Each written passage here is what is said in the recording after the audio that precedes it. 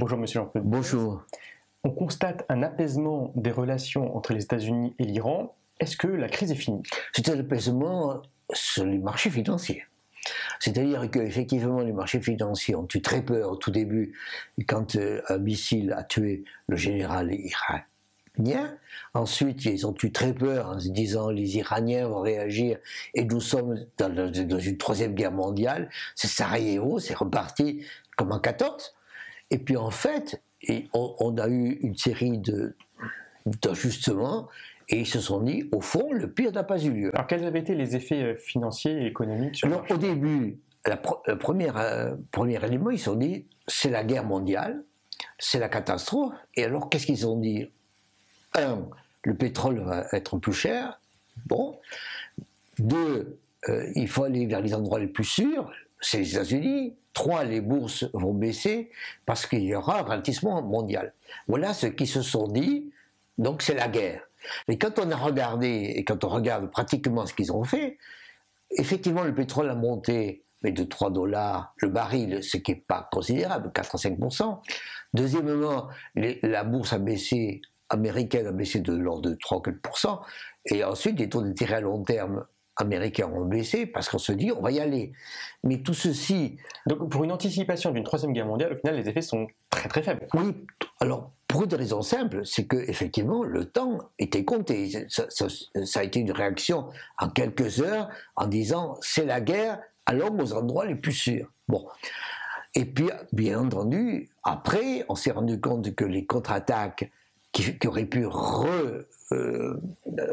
refaire repartir des inquiétudes, en fait, n'ont pas eu lieu, et on a vu d'ajustement. Les contre-attaques ont été très très bien pensées, a priori, par très mesurées, très mesurées. Préparées, on a annoncé aux États-Unis 6 heures avant qu'il allait y avoir des missiles, donc tout était prévu. Oui, mais avant, on ne sait pas. Et avant, quand on annonce la guerre, quand on annonce des attaques, des contre-attaques, à ce moment-là, on se dit, ça y est, Sarajevo, c'est reparti. Et ce qui était intéressant, d'une certaine manière, c'est l'écart entre les angoisses, les messages, l'intox de l'époque, et puis le fait que les bourses, ou les taux d'intérêt, ou le prix du pétrole, ont relativement peu monté. En réalité, ce qui s'est passé, c'est que l'angoisse, d'une certaine manière, a été vite arrêtée. Mais pourquoi, entre parenthèses? Parce qu'une angoisse de nature du style « c'est la guerre mondiale », les marchés financiers ne savent pas le traiter. Et ça, on ne veut pas le dire. Si vous dites il va y avoir une guerre mondiale, une troisième guerre mondiale, ça veut dire que le prix du pétrole va monter. Ça veut dire que les bourses vont baisser. Ça veut dire que les taux d'intérêt à long terme vont baisser pour les endroits les plus sûrs. D'accord. Mais quand une bourse baisse, par exemple, il faut que la bourse baisse. D'accord, mais arrête de baisser. Ça veut dire quoi? Ça veut dire que la bourse baisse parce qu'il y a plus de vendeurs que d'acheteurs. D'accord. Mais elle arrête de baisser quand les gens achètent suffisamment. Ils achètent suffisamment quand ils se sont dit c'est arrêté. Combien vaut une entreprise dans un contexte de troisième guerre mondiale? Combien une entreprise vaut, vous avez raison, qu'est-ce que c'est que le Dow Jones en troisième guerre mondiale? Personne ne sait. Heureusement, bien entendu, heureusement cette mécanique s'est arrêtée, parce que c'est une mécanique qui est effectivement catastrophique, mais on voit bien l'écart, à mon avis, entre les angoisses, les messages qu'on peut dire, qu'on peut annoncer, et puis la réalité dès lors que c'est contenu.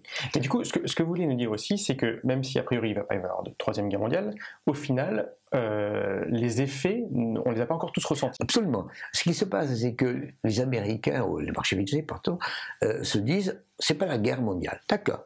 Simplement, les lignes ont bougé. Simplement, en Iran, avant, il y avait une tension sociale contre les leaders. C'est fini.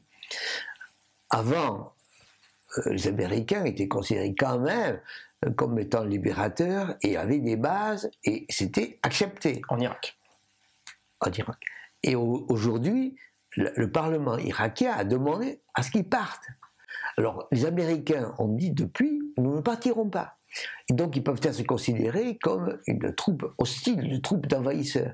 Et tout ceci, à savoir que la situation en Iran est devenue plus calme, entre guillemets, la situation en Irak est devenue moins favorable aux États-Unis, tout ceci n'est pas vu par les Américains. Les Américains, d'ailleurs, ont annoncé ces jours-ci qu'ils allaient continuer à à avoir des listes de personnes non grata, qu'ils allaient continuer à avoir des sanctions contre des entreprises, cette fois-ci d'acier, pour continuer à faire pression sur, cette fois-ci, l'Iran. Et donc ils vont continuer comme avant.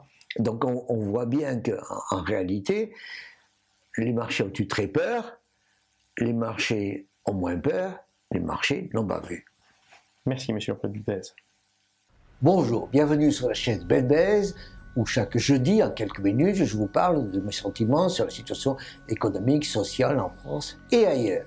Et je vous invite à vous abonner, je vous invite à liker, je vous invite à en parler, je vous invite à faire des commentaires. Donc, je vous invite. Merci.